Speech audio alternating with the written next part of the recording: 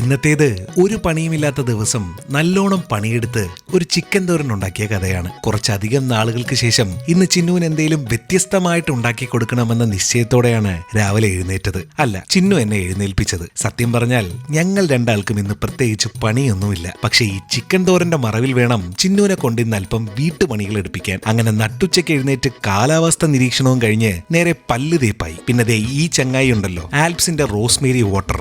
സത്യം പറഞ്ഞാൽ ഇവനൊരു പ്രൊമോഷന്റെ ഭാഗമായിട്ട് പരിചയപ്പെട്ടതാണെങ്കിലും കക്ഷി ഇപ്പോൾ എന്റെ ഫേവറേറ്റ് ആണ്. അങ്ങനെ പല്ല് തേപ്പും കാക്കക്കുളിയും കഴിഞ്ഞ് നേരെ ചടങ്ങുകൾ ആരംഭിച്ചു. ക്രോണിക് ഡസ്റ്റ് അലർജി ഉള്ള എനിക്ക് പൊടിയുടെ 7 അയലത്ത് പോകാൻ പറ്റാത്തത് കൊണ്ട് ചിന്നു തന്നെയാണ് ഇവിടുത്തെ പൊടി അടിക്കൽ വിദഗ്ധ. കൂട്ടിനിതേ ഈ ഉന്തുവണ്ടിയും ഉണ്ട്. ഈ സാധനം കാണുമ്പോൾ ആദ്യം ഓർമ്മ വരുന്നത് കുഞ്ഞുനാളിലെ ഉജാലയുടെ ബോട്ടിലും അച്ചങ്ങയും പിന്നെ കമ്പും വെച്ചുണ്ടാക്കി ഓടിച്ചു കളിച്ചിരുന്ന കൈവണ്ടിയാണ്. പിന്നെ ഈ സാധനങ്ങളൊക്കെ പാക്ക് ചെയ്ത് വെച്ചേക്കുന്നതിന്റെ പുറകിൽ ഒരു സന്തോഷ വാർത്തയുണ്ട് കേട്ടോ. അതെന്താണെന്ന് ഊഹിക്കുന്നവർക്ക് ഒരു സമ്മാനം ഉറപ്പ്. ഭാര്യയെ പൊക്കി പറയുന്നതാണെന്ന് വിചാരിക്കരുത്. ഈ വീട്ടിൽ കാണുന്ന ഈ ലൊട്ടിലൊടുക്ക് അഥവാ ഏസ്തറ്റിക് സാധനങ്ങളുടെയൊക്കെ പുറകിൽ ചിന്നു ഒരൊറ്റ ആള് തന്നെയാണ്. അങ്ങനെ ആദ്യ ചടങ്ങ് കഴിഞ്ഞ് തുണി മടക്കി വെക്കൽ ചടങ്ങിന് ചിന്നുവിനെ പറഞ്ഞു വിട്ടിട്ട് ഞാൻ നമ്മുടെ കോഴിത്തോരൻ ഉണ്ടാക്കാൻ കയറി. തിരുവനന്തപുരത്തുകാരുടെ സ്വകാര്യ അഹങ്കാരമായ കോഴിത്തോരന്റെ ഉത്ഭവം തിരുവനന്തപുരത്തുള്ള ആര്യനാട്ടിൽ നിന്നുമാണെന്നാണ് കേട്ടുകേൾവി. എവിടെ നിന്നാണെങ്കിലും ഒരു പറ ചോറുണ്ണാൻ ഇവൻ മാത്രം മതി. അപ്പോൾ ചിരകിയ 200 ഗ്രാം തേങ്ങയിലേക്ക് മഞ്ഞൾപ്പൊടി, മുളകുപൊടി, ഗരം മസാല,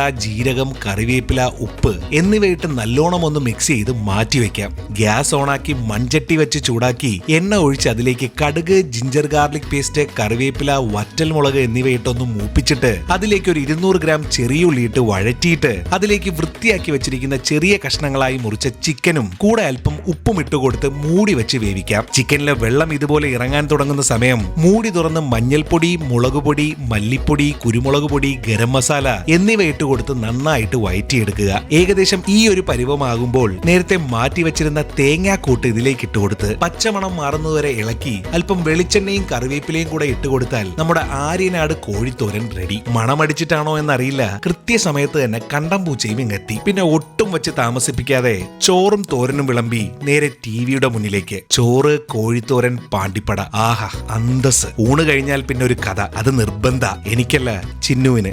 എവിടുന്ന്? ഞാൻ ആദ്യം ഉറങ്ങും, പുറകെ ചിന്നുവും. അപ്പോൾ അടുത്ത കഥയുമായി ഉടനെ തന്നെ വരാം. അഭിപ്രായങ്ങൾ രേഖപ്പെടുത്തുക, കൂടെ വിമർശനങ്ങളും. അപ്പോൾ എന്നാൽ അങ്ങനെ ആകട്ടെ.